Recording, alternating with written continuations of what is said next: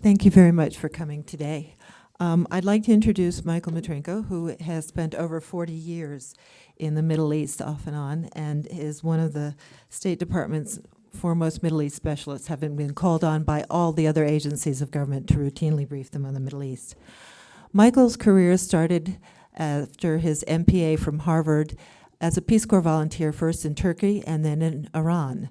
And he went back to Iran immediately with the State Department, where he was there in 1979 when the embassy was taken over and Michael was taken hostage for 14 months as one of the few Farsi speakers in the embassy. He was held for much of that time in solitaire and under difficult conditions.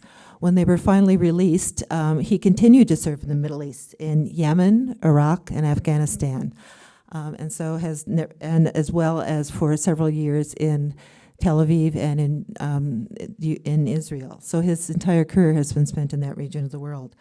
As an FSO, when he came back to Washington, he served as head of the Bureau of Population, Refugees, and Migrations programs for refugees throughout the world.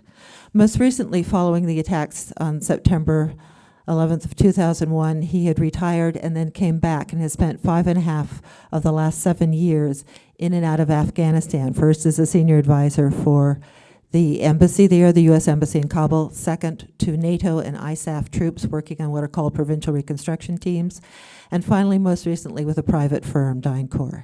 So as we can see, Michael's experience with Afghanistan goes back about 20 or 30 years, and he's going to speak to us today on his impressions on the U.S. policy in Afghanistan and its prospects for success. Thank you.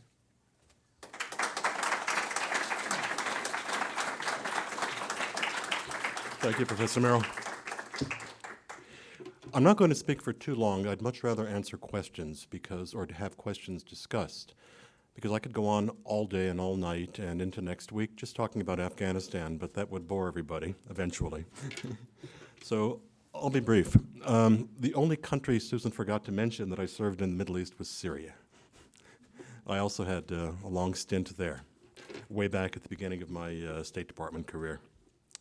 And it's true, I really have spent about 25 or 30 years in that part of the world. Also attended the University of Tehran back in the old days when one could.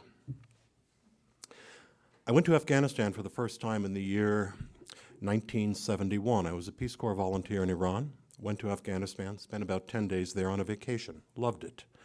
The difference between Iran and Afghanistan in 1971 was about 50 years. Iran was a developing country, still a third world country, but developing. Afghanistan this is still back when the Shah ruled Afghanistan, was like something out of ancient history. I loved it. It was a good 10-day vacation. I came back to Iran. I went back again in the year 1995, just for one day. The Taliban were taking over. Civil war was winding down. And I went back to look at a refugee camp in Jalalabad. I flew in, flew out the same day. But I was responsible for funding our refugee camps and spent about a week on the border, on the Afghan-Pakistan border, going from camp to camp, sitting and just talking with refugees, the clergy, etc. And probably a great number of them were members of the Taliban, since I dealt with so many members of the clergy there. Went back to Afghanistan for the first time after 9/11 in early January of the year 2002. My first job there was as political counselor. I served under Ryan Crocker when he was the chargé. When Ambassador Finn came in about a month later, I actually swore him in as ambassador, because he came without being accredited to the government. He got his accreditation, and I actually gave him the oath of office on the steps of the embassy. I served under him. I served under Ambassador Khalilzad. I served under Ambassador Newman and under Ambassador Bill Wood. And most recently, because I was with DynCorp in Afghanistan, I was there when Ambassador Eikenberry was ambassador. So I've known every one of the ambassadors since 9/11 and worked closely with all of them. Afghanistan has changed a great deal. A lot of good has happened, a lot of bad has happened since 9/11. Some of the good things first, because the picture is not completely pessimistic, although you may leave me feeling that I'm totally pessimistic. When we arrived in Afghanistan, When I got there in early January of 2002, the city of Kabul had no electricity. It was about 250,000, maybe 300,000 people. There was no television, there was no radio, there were no telephones, and certainly no internet because that had never been introduced to the country.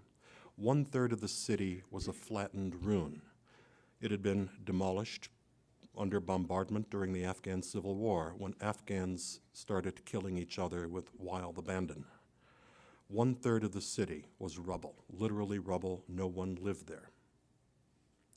Now the city has 5.5 to 6 million people. There's electricity in the city, there's television, et cetera, et cetera. And there are incredible traffic jams. Incredible traffic jams. You could spend hours going a few blocks sometimes. In the year 2002, girls had been banned from school by the Taliban. No females had attended school in many, many years. The combination of the Civil War, the Taliban, 10 years or so of absolute horror in Afghanistan meant that most girls never left their homes, were married off early.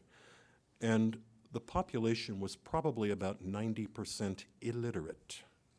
Now imagine a country where only 1 out of 10 people or so can read and write. It makes a huge difference in the way the country is run. Since 2002, millions of Afghans have gone to school. Millions have graduated, the schools are packed. And it started abruptly just a few months after we arrived. Schools opened up on March 21st of the year 2002, and for the first time in over a decade, young girls and boys, of course, went off in their hundreds of thousands or their millions with school bags to new schools. Health has gotten much better. When I got to Afghanistan in 2002, if I shook hands with an Afghan who had always lived there, it was like shaking the hand of a chicken bones. They were brittle. People that had such poor nutrition and such poor health care over 3 decades, that you were dealing with literally weakened people. Boys had no shoulders. Teenage boys had literally no shoulders. Their hands were like I said, chicken bone. It's all changed today. You can look at people on the street, healthy, strong, taller. They get their vitamins, they have good health care, much better health care. Maybe it's not fantastic. The infrastructure of the country. I don't think there was a good paved road anywhere in the country in the year 2002. In fact, I'm sure there weren't because I was on most of the roads. There were no bridges, no tunnels. Well, one tunnel, the Salang Pass, that kept caving in. But if you approached a stream, you basically went into the stream and came up the other side. There were no bridges over most streams and over most rivers. The country was a ruin. There wasn't one public building in the city of Kabul that had a working toilet. I know. If you went to a governor's office somewhere outside, there was no working plumbing. No one had electricity unless they had a small generator. Communications with the world. There was no telephone system. There was no television system. There was no radio system. And there was no internet system or even comprehension of what the internet was. We had to leave notes if we went to people's houses or to their offices and wanted to see them. We could leave notes. They often couldn't because no government office that I knew of in the year 2002 had paper. We would take paper, pens, and pencils if we went to a meeting, knowing that every office had been stripped bare. And it was the only way they could write notes, they could write to each other. There was no telephone system. That changed quickly. Now I can pick up my phone right here, direct dial friends all over Afghanistan, Afghan friends. The downside of that is when I went to dinners in 2002, we would sit on the floor and we could talk. If you go to a dinner today with Afghans, you sit on the floor and each Afghan there has 3 to 4 cell phones and they're ringing constantly. So you can't get through more than a minute or so of conversation without a barrage of cell phone calls, all in different tunes going off. Afghans have adopted the cell phone like you wouldn't believe. Internet. In the year 2003, I was living in Herat. I was working with a civil affairs team, U.S. Army. And one day I I had an internet there, computer there, because we had a direct satellite hookup from the Army. An Afghan professor from the University of Herat walked into my office, and we were sitting and talking. He looked at my desk and he said, "What's that on your desk?" I said, "It's a computer." He said, "I thought it was." He said, "I've heard the name computer, but I've never seen one. What does it do?" He was a professor of literature. He had a doctorate, and he was a very good professor. We would discuss poetry, Afghan, Persian, literature all the time. He really knew his stuff. So I walked over and I said, "First, there's email." I showed him email. And he just looked and he was totally astounded that I could communicate with people all around the world by pushing a button and leave a text message. And then I said, "Okay, you teach literature. Give me the name of a Persian poet or an Afghan poet." And he gave me the name of Rumi, who's a very famous mystic poet of the Islamic Middle Ages. I took the four-letter name, R-U-M-I, did a word search, came up with 132,000 hits, and started downloading poetry in Persian and English side by side and handed it to him from the printer. I said, "This is what the internet does." He had never seen one in his life. At the same time that he was in my office, we had a young Pashtun worker who worked for us at the Civil Affairs Mission, who would bring us tea, sweep the floors, do things like that. He was in and out of my office all the time bringing tea when the professor was there. 6 months later, when I was back in the United States, the young Pashtun was sending me emails. That's how fast it changed. Last but not least, I could go on, more and more about changes. Well, not last, elections. Afghanistan had not had a peaceful transition of power in about 250 years. Every Shah who was in charge was either killed by a family member or some enemy, one by his own son, and this went on and on and on. There were constant coups all through the last century. The Shahs were removed through coups. The last Shah was removed by his own cousin, who in turn, Dawood Khan was in turn assassinated a few years later, and the three people who followed him were assassinated, and then the person who followed them, and this is like one after the other rapidly. The Najibullah, who was the longest serving one for a while, was overthrown during the Civil War, ended up getting hanged and disemboweled by the Taliban. We overthrew the Taliban.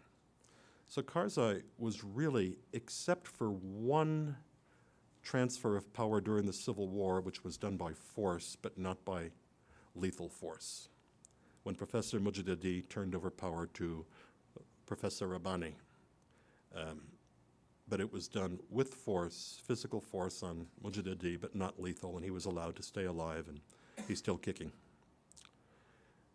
The Afghans have no tradition of peaceful transition of power. The concept of an inauguration every 4 years, where former presidents, former government leaders, and opposition parties all get together, and there's a big ceremony on the Capitol steps, totally alien. You kill the person in power to take over power, period. Karzai is now in power. He has been elected. He's been elected twice to power. The first time, of course, we simply planted him there, the U.S. government, the United Nations. But he ran for election, was elected in the first presidential election 3 years later, and then 5 years later in the second one. You know about the election a year ago. Massive fraud, massive corruption. Chances are excellent that he might not have won if it had been a fair election. We'll never know, because the person against whom he was supposed to have a runoff after a couple of million votes were disallowed for fraud, decided not to run in a runoff election. But there were elections. The concept is now there, that you can actually sign your name to a piece of paper and choose your member of parliament or your president. Parliamentary elections were held recently. The jury is still out. They were held once before in the year 2005. They were held again. Allegations of, again, widespread corruption. We'll see. The actual announcement of who won the elections in the various cities, various provinces has been delayed. According to the news today, it's delayed until the end of October. It may get delayed again because there are lots of problems with the way the voting was held. Fine. But the concept of elections is there if one happens to believe in elections. And last, as part of the good points, Afghanistan is now tied to the world. Afghans use internet all over the country. They use cell phones all over the country. They watch television. If you're sitting in Herat, for example, and you turn on television, you have a choice of about 300 or 400 channels to watch. My favorite picture of Afghan modernity or transition, I worked with the Lithuanian army for about 5 or 6 months up in Ghor province in central Afghanistan, high up in the mountains. My favorite memory there is seeing a villager leading a donkey out of the bazaar, and on the donkey was a satellite TV dish. Because if you have a generator, a television box, and a satellite dish, that's all you need. Since there's no industry in Afghanistan, transmission is loud and clear, and they can pick up satellite TV channels from all over that part of the world, and they do.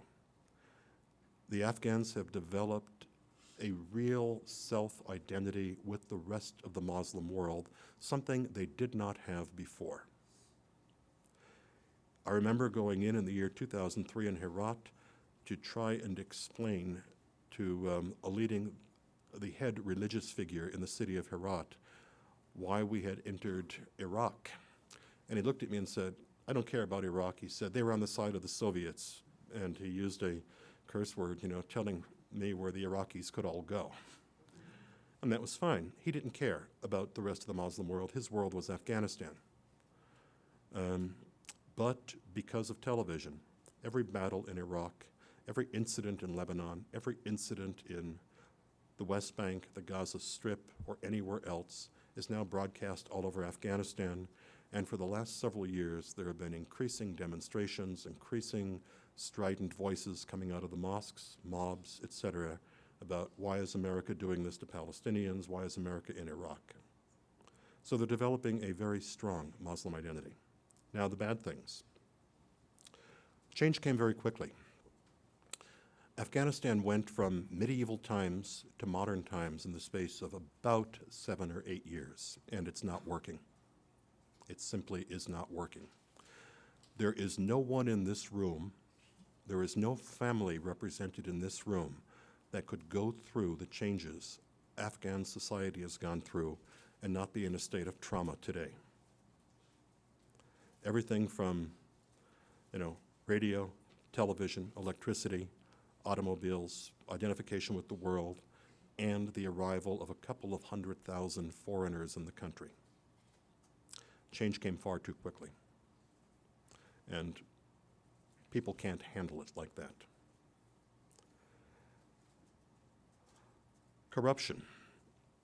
There is a lot of talk about corruption. There are different ways to view corruption. In the United States, I retired from the government in the year 1996. I've gone back several times. The government keeps calling me back. But in 1996, I retired. And I know, because it started in November of 1996, I started getting a pension. And every month, a very nice pension is put into my bank account. And I could live on that if I wanted to. I could live very well on it. It's enough to keep me with a house, with a car, with food, etc., with clothing, vacations, the whole bit. Every American government official, every American school official, every American who has any savings at all, well, most Americans, but certainly anyone who worked for the government, a policeman, someone in the U.S. Army, U.S. Navy, the military forces, if we work our 25, 30 years, we know we can rely on a pension. We don't have to steal. There is no Afghan in the country of Afghanistan who can be, he would have to be insane to think he was going to get a pension when he retired, because they never have. An Afghan pension would be $10 or $15 a month if you ever got it. So while you are an official, while you're working in the bureaucracy, whether it's as a teacher, a police official, an army official, the president's cabinet, whatever, you have to make enough money while you have the power of the pen and you have the power of your desk to last you the rest of your life. And if you have a 2-year assignment and you never know how long you're going to be in your job, because the civil service as such is really something, that's basic there. If you want to be sure that your wife, your children will have food and a place to live when you retire, you'd better steal as much as you can right now, because you're not going to get it from the pension system, period. And also, your salary doesn't allow you to live well anyway. A policeman's salary, normal salary in the Army, is not something you can raise a family on, get a house on, certainly not enough to ever get a car. So if you want to have anything that we think of as normal in life, you'd better start stealing or demanding bribes. Now there's a flip side to that. You and I all pay taxes. Afghans don't. In the country of Afghanistan, there are now about 30 million people. No one's really sure. But the one number I know of from the Ministry of Finance is how many Afghans actually pay taxes. Out of 30 million, 7,000. And the 7,000, most of them are Afghans who work for American or other Western companies, and the companies are required to pay their taxes. My company, my former company, I've now left the company, DynCorp, paid the taxes of several hundred Afghan employees. A normal Afghan doesn't understand the concept of taxes, would never dream of paying. So a lot of what we see is corruption. A policeman demanding a bribe, an official at the airport wanting money for, just stamping your passport, getting a passport. An Afghan would see as, fee for service. I've never paid any taxes, so why shouldn't I pay for this? It only becomes corruption when it gets excessive. But there is a standard fee for service. I used to liken it to going to a restaurant. A waiter or waitress in a restaurant doesn't get paid well by the restaurant owner. They rely on tips. If you get good service, you give a good tip, because otherwise they're getting minimal wage or less. In Afghanistan, if you want good service, you pay a good tip. It becomes a problem when Afghans demand far more than a tip. The other problem is the kleptocracy. I've met thousands of Afghans. I've been to hundreds and hundreds of Afghan homes. I've dealt with Afghans for the past decade constantly. In all that time, and I've met, I think, every major Afghan in the country, certainly everyone in the palace, all the members of cabinet, et cetera, I don't think I ever met an Afghan who really believed in public service. No one goes into public service there to work for the country. The concept of duty to the country, I don't think you could translate that into Dari. The concept isn't there. Afghans go into government to enrich themselves and enrich their families. It's a way of getting money. In today's New York Times, there was a long story about all the members of the Karzai family who were skimming large amounts of money out of the system, because Karzai has managed to appoint most of his brothers and his cousins and his nephews and everyone else to lucrative jobs. No one should be surprised. This has been the pattern of Afghanistan since time immemorial. There was never a time when this was not true. The other concept that, besides public duty, that would be impossible for an Afghan to understand is conflict of interest. In the United States, if the mayor of Provo gives a major contract, a construction contract to a brother, for example, you'd hear about it in the newspapers. In Afghanistan, if you didn't give the contract to your brother, you'd hear about it from the family. You have money to build this and you gave it to someone not in the family? That would be considered lack of morals. So conflict of interest, it's a way of life. Corruption, well, they have to. We may not like it. But then again, the normal Afghan has no right to complain. If you don't pay taxes, you don't deserve public service. Sorry. And the country of Afghanistan has no real income. There isn't any great amount of natural resources. The country doesn't produce anything. It's not like one of the oil monarchies where money sort of pours out of spigots. They have to support police and an army, although we're doing it now for them, but they have to support the services, so they let the people support the services themselves by paying directly for services. Now, the last of the bad things, and this is perhaps the most germane for our purposes here today, American policy. In the year 2008, it would be now, I was still at the Army War College. I had come down to my house in Virginia because an Afghan friend of mine who worked at the palace in Kabul, very close to the president of Afghanistan, sort of had been with him all through, starting in 2001. He was in the United States. He was having meetings in Washington. He was going back to Kabul. And he had a whole day free, or half a day free, and he wanted to come and see me at my house. My house was halfway to the airport for him, to Dulles Airport. So he came to my house, and we just sat and talked about Afghanistan. I hadn't been there in a year at that point, but I was going back a few months later. He looked at me and he said, "Michael, in Afghanistan, the anti-American feeling is so pervasive, it covers the whole country. It's not just the Pashtun in the south." He said, "Everybody now hates the United States." He said, "It's true in the palace. It's perhaps more true in the palace than other places, the hatred of the United States." He said, "It has nothing to do with Al-Qaeda. It has nothing to do with the Taliban. We're just sick and tired of your social engineering. You're trying to change the whole country. Stop it. Just stop it." When we went into Afghanistan, we went in with no plans. Our goal was basically to either force the Taliban regime to give up al-Qaeda or get rid of the Taliban regime so we could get al-Qaeda. Both happened in rapid succession. Al-Qaeda disappeared, a lot of them were killed. Taliban disappeared, melted back to the countryside. And we found ourselves with the whole country in our hands, 30 million people. A country that hadn't been touched in many, many, many years. We kind of took it over. We convinced NATO partners, other countries to contribute. But again, it was the modern world meeting the medieval world. And we all screwed it up together. Too much, too soon. Far too much, far too soon. If I like to use the metaphor, if the Islamic Revolutionary Guard of Iran were to suddenly come into Provo today, start patrolling the streets, start telling all the girls they had to start buttoning up and putting headscarves on, removing the mayor, removing school officials, removing the police chief, removing security people, telling the people in Provo that the laws here were ridiculous, you had to change the laws,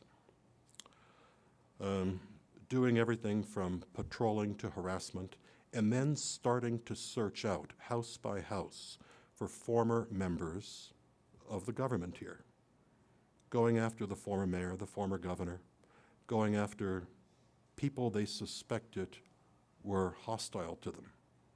How long would it take any of us or our mothers to pick up rifles? Not very long. Well, we can't expect the Afghans, after we've been there since the year 2001, with hundreds of thousands of Westerners coming in, trying to change their legal system, their government administration system, their whole financial system, their tax system, their currency, their physical infrastructure, their law, their human rights approach, their prison system, their army, their police force, all of their governors, all of their police chiefs, etc., etc. Too much, too soon. Back when General McChrystal first arrived in Afghanistan, I had a dinner with him. There were about 7 or 8 Afghans there, all of them Afghan officials. McChrystal and I were the guests of honor. I told him the story of my Afghan friend who had said, "You're trying to change everything, stop it. The country is turning against you. Afghans now hate you for changing everything." I told him the story in front of the table, in front of all the Afghans. And I looked at him and said, "General, if what my friend said was correct, then the surge is exactly the wrong response. It's like putting gasoline on a fire. He looked at me and he looked at the rest of the table and he asked the Afghans what they thought. They all agreed with me. He went away and continued the search.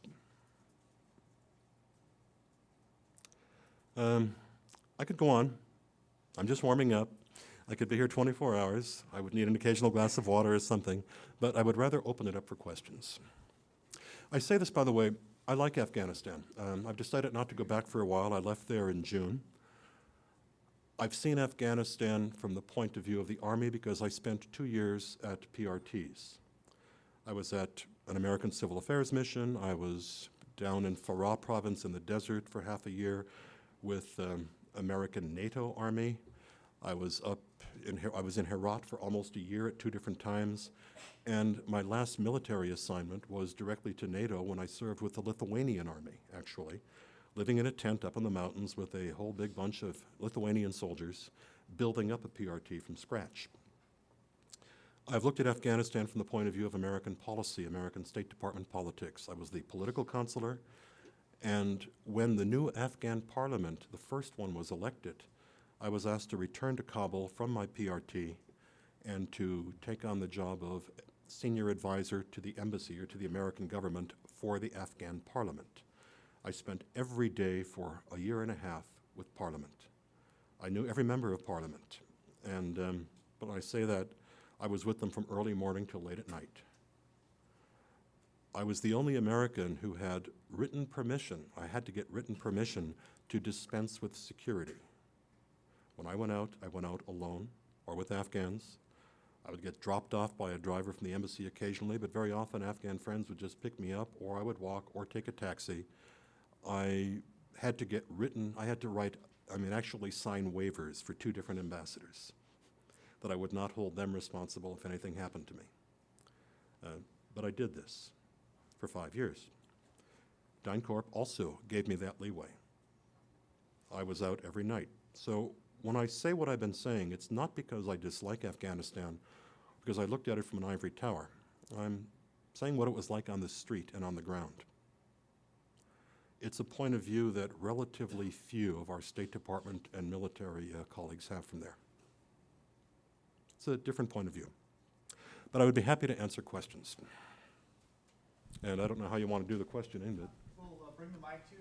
Stand up and tell us your name and what you're studying as well. You can ask your question. Hi, my name's Adam. I'm from Oregon. I'm studying international relations. Assuming the U.S. continues its social restructuring of the country, as you've mentioned, what influence does the opium trade have on the entire process of the Taliban, insurgency, other terrorist activities outside of the country as well? Opium is probably the main income producer for the country of Afghanistan. A great many members of the Afghan government, certainly members of the police and the military, are deeply involved in the opium trade. Over and over, we have tried to stop or to curtail the opium. Over and over, we've been thwarted because so many people in the top reaches of the Afghan government profit by it. You could go, and I've seen this many, many times, to a police station way out in the boondocks somewhere in Afghanistan, and the police station or the deputy governor's house would be sitting smack dab in the middle of a field of opium. Opium, plants or poppies. It is a serious problem. It produces serious income. We have not gone after it seriously in many ways. We've gone after this field and that field, but according to people in DEA and other places, when they tried to go after the really big fields that were controlled or run by people of power, people of stature and political ties, they were told not to touch them. Several years ago, when Ambassador Bill Wood arrived, he asked me to set up a meeting for him with members of Parliament. He wanted to start meeting members of Parliament. It was his first week in the country. And I invited several, and one of them was the Deputy Speaker of Parliament. And at the lunch, he looked at the ambassador and he said, "Ambassador, I have a question for you." He said, if I go through an airport or I go through a customs checkpoint anywhere, he said, if there is a pin, a safety pin in my pocket, they find it. How is it that truck convoys loaded with opium, 10 and 20 trucks in a convoy, can cross the borders into foreign countries from Afghanistan and no one stops them? I said, it's clear to me that it must be government, total government, military, and police collusion. The ambassador didn't really have an answer. I don't have an answer. I think the answer was in the Deputy Speaker of Parliament statement, major government collusion. We see it as a problem. Most Afghans don't. Are the Taliban supported by it? The Taliban get their money from a wide variety of sources. It's probably one of the sources. Undoubtedly, it's one of the sources, but not the only source. And I would say that major Afghan rich families also profit mightily by the drug trade, as do major Pakistani families and major buyers and sellers and dealers in the Persian Gulf, in Europe. You know, we'll go after some so-called insurgent leader with a drone, but did you ever hear of a major drug trafficker's house getting hit? It's a thought. I hope that answers your question, and it's a difficult problem. Hi, my name's David. I'm from Northern Virginia, from McLean, and I'm studying neighbor. economics, so great area. My question is, I don't know exactly know how to say this. I've never really been clear on what our goal is, and I don't think very many people are. So what is the kind of best case scenario where we could step back and say, hey, we're done, we won? Is there a scenario like that, or when would we know? I think you can join the cabinet because they're in about the same lost position. The American cabinet, and certainly the Pentagon, is lost. The stated goals are we're going to leave Afghanistan when the Afghans are able. The Afghan army, the Afghan police, the Afghan government is able to take responsibility for their own security. We will never leave completely. We'll continue, in theory, to provide development money, other assistance to Afghanistan. How old are you now? 22. If you live to be 122, if we follow those goals, we'll still be in Afghanistan. Because they are milking us as they have milked other invading armies. And we're part and parcel of being milked. The Afghans will whine and complain that we're there, but it doesn't stop them from taking large amounts of money and shipping it out into bank accounts in other countries from us. They may never be able financially or administratively or logistically to support, they will, I'll put it more bluntly, they will never be able to support an army or a police force of the size we are trying to create. The Afghan government has no real income. How we think they're going to support an army and a police force of, hundreds of thousands, whatever the number is now, is simply, that's fantasy. So come April 15, if you start paying taxes then, a chunk of your money will be going for the rest of your life into supporting the Afghan police force and the Afghan army, and it will never quite be able to take over, because it's far easier for Afghanistan to get money from us than to try raising it themselves or doing it themselves, as much as they whine about it. That's the stated goal. Are we ever going to reach that goal? No. There are reasons why Afghanistan comes at the bottom of every major list in the world. Well, top of the corruption list, bottom, or second from the bottom in terms of development. I think it came at the very bottom for the worst place in the world, the most dangerous place to raise a family. And it has more to do with the Afghans themselves than any foreigner. Back in the late 20s and early 30s, when Ataturk was in Turkey, Reza Shah was in Iran, and Nader Shah was in Afghanistan, they were all similar leaders in some ways. They had all taken power. They had a great deal of power. Ataturk and Reza Shah decided the way to go, the way to improve Turkey and Iran, was massive education, across the board, men and women. Development programs, changing the laws, changing the structure to open it up to trade to the West. The Afghans sat there in their little snow bubble and said, we don't want any of that. They have continued to sit there like that, thinking that other people should support them. I would say that the average Afghan doesn't really care about development or education. Certainly doesn't care about his daughters getting educated. Yeah, some do. Most don't. So will they ever really want to do the things that make the country a viable country in today's world? Because the world has changed. We are no longer an ethnographic museum. Say no, they're probably not capable of it anymore. Concepts like what I said before, the use of violence to achieve ends, the lack of belief in the legal system, the lack of faith in, a future, they all militate against really being able to run a country effectively in today's world, especially a country that has so few natural resources or so little to offer the rest of the world. It's not McLean.